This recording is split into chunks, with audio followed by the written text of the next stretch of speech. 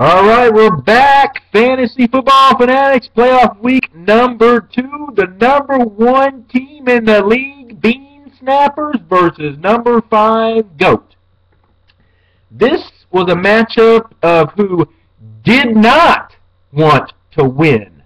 A score of 79-72 in the playoffs? What? Are you serious? Props goes out to the GOAT for gutting it out and pulling up a great upset over the number 1 seeded Bean Snappers. The real question is, did the GOAT win or did the Bean lose?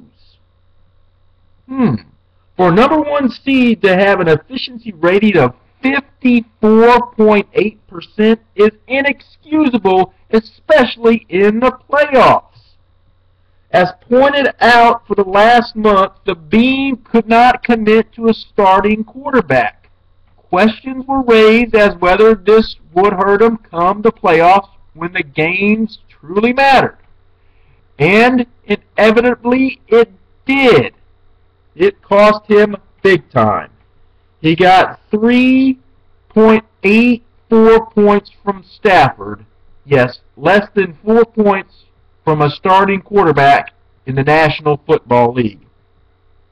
Had he picked Dalton or Luck, he would be playing this week for a chance at his first ever title.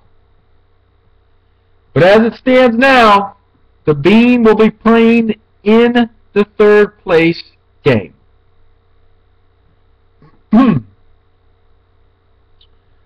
Meanwhile, the GOAT didn't fare much better with a 68.9% efficiency rating, but he did enough to win. And that, ladies and gentlemen, is what it's all about, is winning the game. Matchup number 2 was the number 2 seeded Shrooms versus number 3, the Barfs. In a total contrast of games versus the first one, we saw the Shrooms and the Barf combine for a score of 144-124.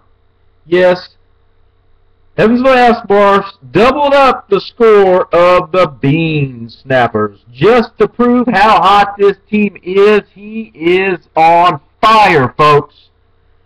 He's been the hottest team in the league, and he continued to ride purple. Jesus, Adrian Peterson for 27.